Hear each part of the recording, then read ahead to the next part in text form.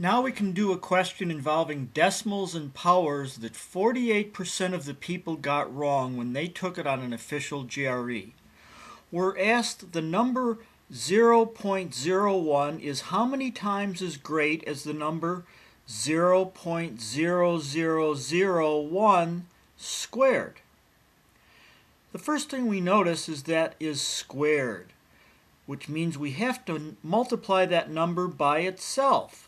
So that becomes 0 times 0001 times 0.0001. Then we remember that when we multiply decimals, we add the significant figures together.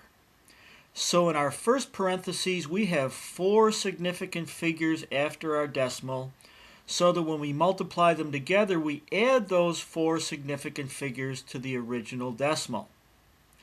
Now we look at what we're comparing.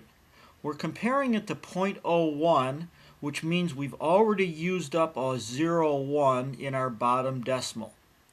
That means that we have 6 more significant figures that we have to take account of. Then we look at the answers, and they're all powers of 10. 10 to the second, 10 to the fourth, 10 to the sixth, 10 to the eighth, and 10 to the 10th. And we remember that powers of 10 are simply counting the zeros. So A has 2 zeros after the 1, B has 4, C has 6, D has 8, and E has 10 zeros after the 1. But we remember that we only need to look for 6 more significant figures, so answer C has 6 zeros in it.